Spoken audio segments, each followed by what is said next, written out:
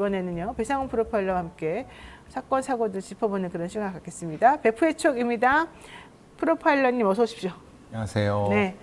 자, 국가경찰위원회에서 지난 18일에 경찰 조직 개편안을 심의 의결했습니다. 경찰이 사실은 되게 큰 조직이지 않습니까? 근데 운영하는 그 내부 실태를 들여다보면 이 갈래가 너무 많고 또 방만하게 조직이 조금 중복되면서 운영되는 것도 있고 내부적으로 불만도 너무너무 많고요. 그래서 지금 이제 경찰 조직 개편이 필요했는데 경찰에서는 이런 얘기를 합니다. 행정관리 인력을 치안 현장에 투입하겠다. 요즘 치안이 엉망이다. 이제 이 얘기인가 봐요. 오, 갑자기 이게 무슨 말이죠? 이게 이제 경찰 네. 조직 개편에 따른 인력 업무 재배치를 발표를 했고 네. 의결이 됐습니다. 대체적으로 이제 경찰청 본청 내에 몇 개의 국이 있습니다. 뭐 예를 들면 국가수사본부 내에 네. 뭐 형사국이 있고 사이버수사국이 있고 외사국 같은 이런 것들을 국 단위를 몇 개 통합을 하는 겁니다. 이게 뭐 예를 들면은 외사국 밑에 뭐 외사과라든가 그 밑에 있는 걸 이제 그 전체적으로 몇 개를 통합하는 형태로 인력을 한 100여 명을 관리 인력을 뽑아내고 희도경찰청 내에 이제 수사심사관이라는 게 따로 있습니다. 그건 네. 뭐냐면 일선 경찰서에서 수사를 한 것을 다시 한번 검토를 해갖고 이게 적절성 여부를 하는.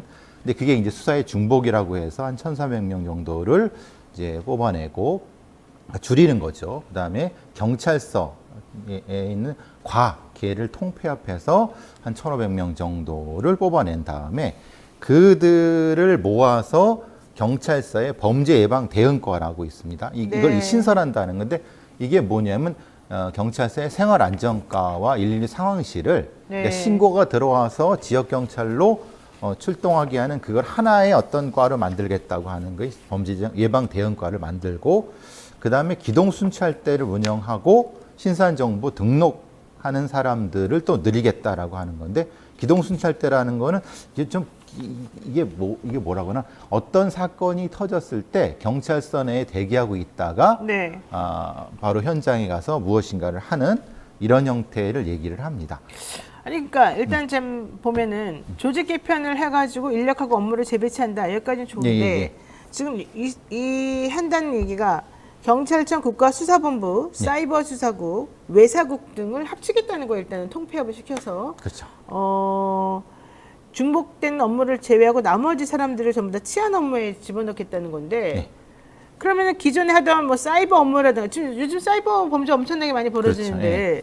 사이버 수사국이 외사국이랑 합쳐가지고 치안 업무에 들어간다는 얘기잖아요. 예를 들면 예. 쉽게 말하면 그게 그러면은 현재 그들이 하고 있던 그 업무는 누가 합니까? 지금 그들도 맨날 우리 인력 모자라라고 내가 얘기한 걸로 알고 있는데. 그러면 이제 이렇게 되겠죠.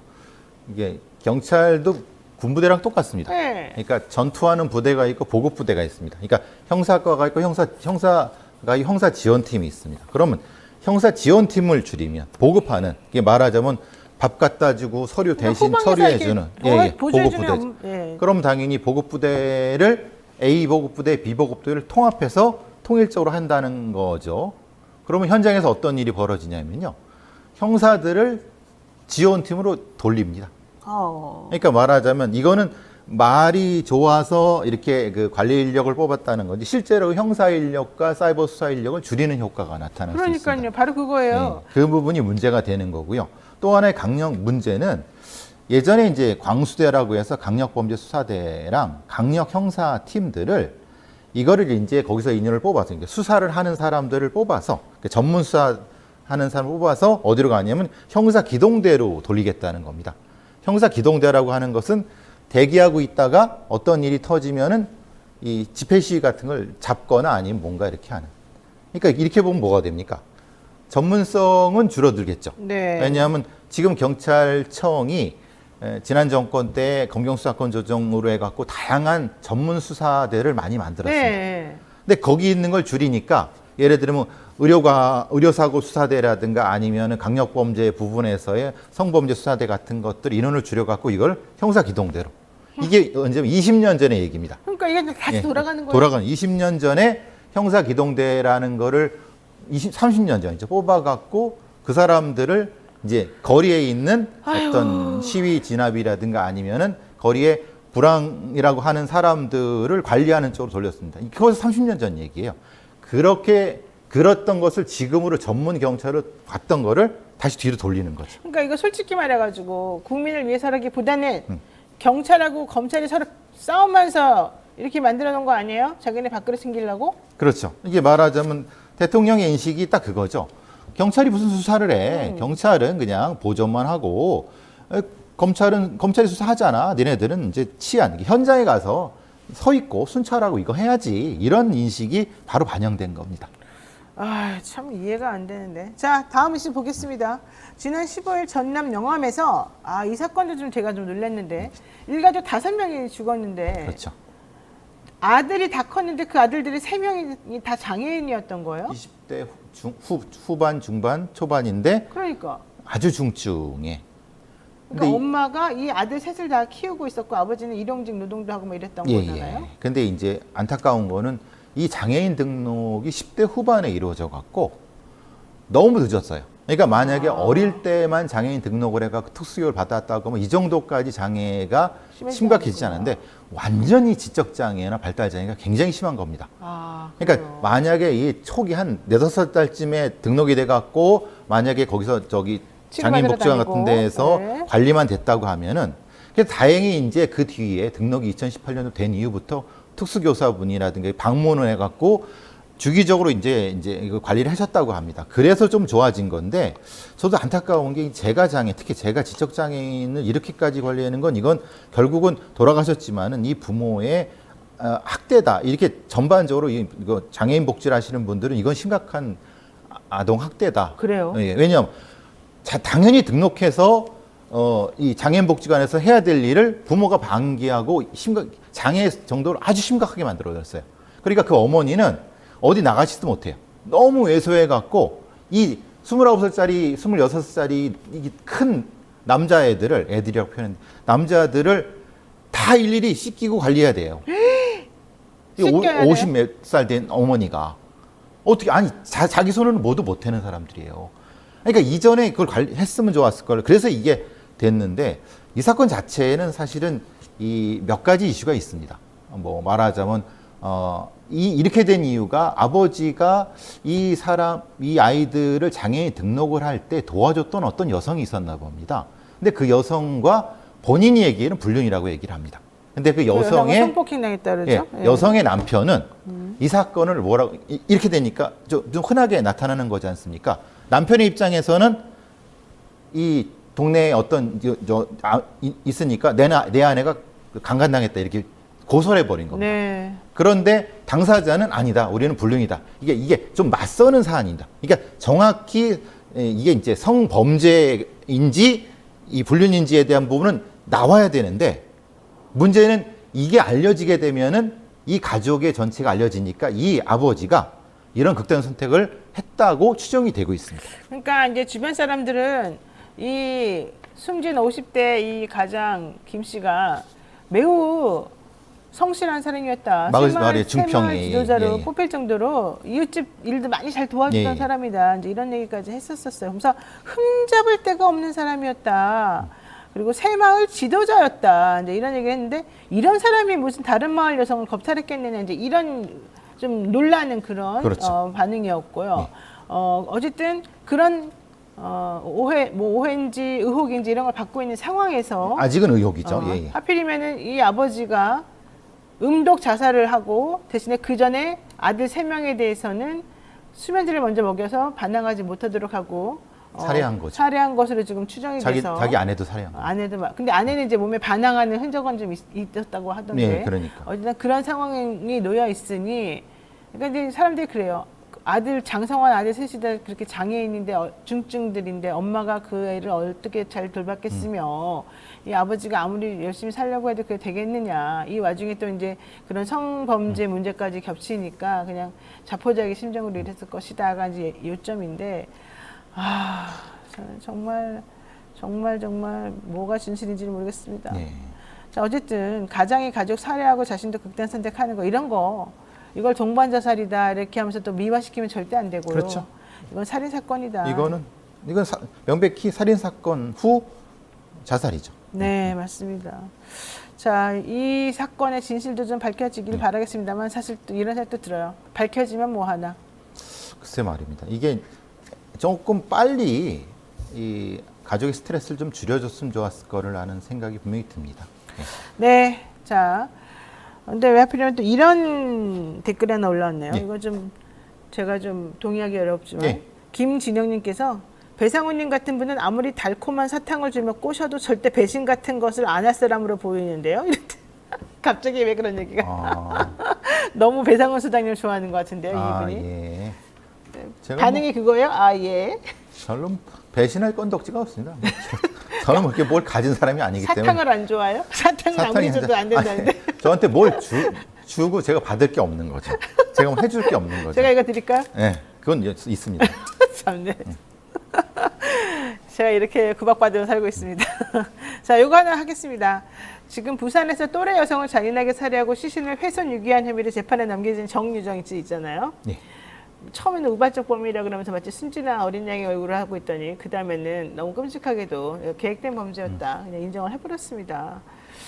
자, 중고거래 앱을 통해서 알게 된 20대 여성과 10대 남성을 유인해 살해하려다가 미수에 그친 사실인데 드러났고 실제 자기 또래 여자분 가외 받으러 가겠다고 하면서 잔인하게 살해하고 가방에 시신 옮기고 막 이랬던 것도 있었습니다.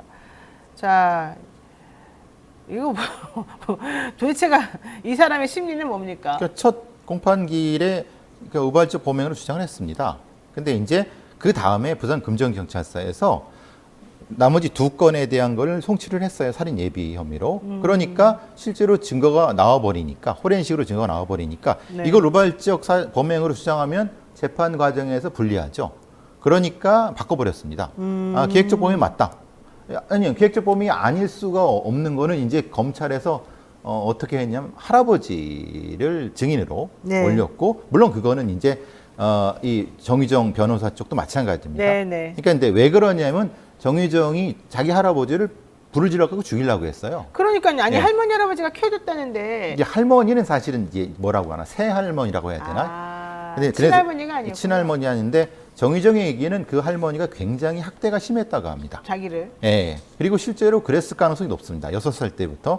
왜냐하면 6살 때부터 10년 동안 아버지는 부재 중이었습니다. 그렇죠. 그 아버지가. 이유는 제가 이제 뭐 말씀드리기 어려운 부분인데. 아, 그래요? 예, 예. 그래서 이제 그것 때문에 이 정유정이 왜 계획적 범행으로 돌아섰냐면 이 자기의 범행의 책임을 할아버지와 아버지와 할머니의 조직적인 아니면 뭔가 심각한 아동학대에 있다. 그리고 거기도 아버지의 또 새 엄마가 있습니다. 그 사람도 역시 학대했다. 그러니까 이제 이 전체적으로 4명이 나를, 정유정을 그렇게 했기 때문에 이 사람한테 이제 이 범행 자체가 우발적이고 계획적인이에 대한 그쪽으로가 아니라 자신의 일종의 정신적인 문제, 자신의 양육 과정에서의 문제 쪽으로 이 재판의 존점을 바꾸려고 하는 것 같습니다. 아니 아무리 학대를 받았다 하더라도 막 계획적으로 아무나 그냥 무차별적으로 죽이는 것이. 근데 그 학대라든가 이 사람들, 할아버지 아버지의 그 신상이 심상치 않습니다. 그러니까 어떤데요? 재판 중에 분명히 밝혀지겠지만 이게 밝혀지면 사실은 논란이 굉장히 클 수 있는 사안이기 때문에 정유정의 변호사 쪽에서는 아마도 그렇게 전략을 짠 것 같습니다. 그러니까 이 계획적 살인의 어떤 근거가 될 수 있는 상황까지를 준비를 하고 있는 것 같습니다.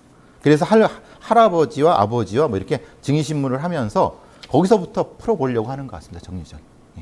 그러니까 뭐 증거도 그냥 다 동의해버리고. 네, 다 동의하는 것. 그냥 다 자포자기하는 것처럼 보이지만 사실은 법정에서 예. 그게 공개될 것을 예.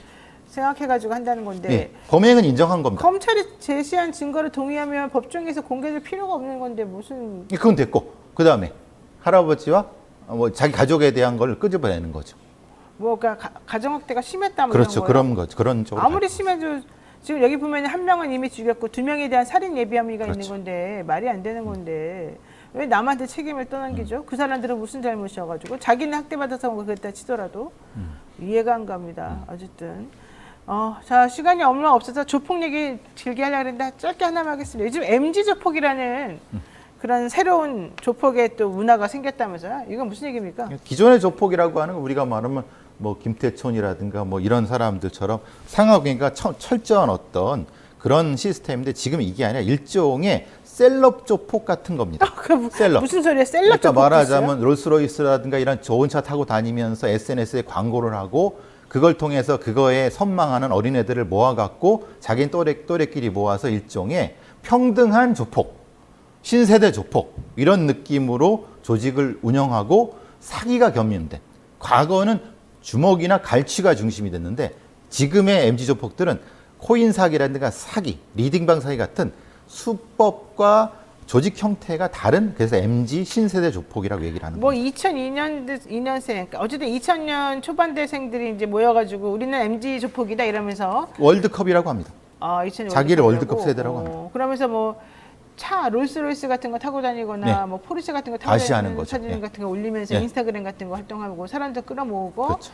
이렇게 나는 멋지게 살고 있다 이런 걸 사람들에게 보여주면서 내 밑으로 들어와라. 근데 그게 잘 통한다는 게 중고등학생 아이들이 그런 것을 보고 연락해 온다고 합니다. 그래요? 네, 그래서 그들을 또 이렇게 조직하고 이런 방식이기 때문에 기존의 조폭, 9세대 조폭과는 새로운 조폭이라고 최순호 광주지검 반부강력수사부장이 그렇게 정의를 했고 저도 거기는 동의합니다. 그러니까 예전 조폭들은 뭐 좀 유흥업소라든가 네, 뭐 그렇죠. 카바레라든가 나이트 물장사, 여자장사를 했는데 네, 들어가 지금 그게 있는데. 아니라 사기, 이제는 얘네들은 코인 게임, 코인 사기. 리딩방, 예, 예. 그다음에 뭐 온라인 도박 사이트, 예. 가상화폐, 예. 뭐 성매매도 앱으로. 예. 그러니까 바깥으로 나갈 필요가 없는 겁니다. 그냥 사이버상에서 하는 겁니다. 이들이 새를 불리는 과정은 SNS를 통해서. 그렇죠. 예. 그래서 얘들의 인스타그램이나 이런 것을 보면요. 굉장히 화려합니다. 차들도 그렇고 이 타투도 굉장히 화려합니다. 타투요? 예. 이야. 그래서 여기 그림판 그리고 다니지 않습니까? 예. 아이고 오늘 여기까지 말씀드려야 될 것 같습니다. 진짜 큰일입니다. 큰일. 이런 걸 보고서 조폭도 진화한다 이렇게 말을 해야 될지 아니면 정말 상상할 수 없을 정도로 그들이 멀리 가고 있다 이렇게 말해야 될지 모르겠습니다. 네, 오늘 말씀 배상훈 프로파일러 함께 들었습니다. 고맙습니다.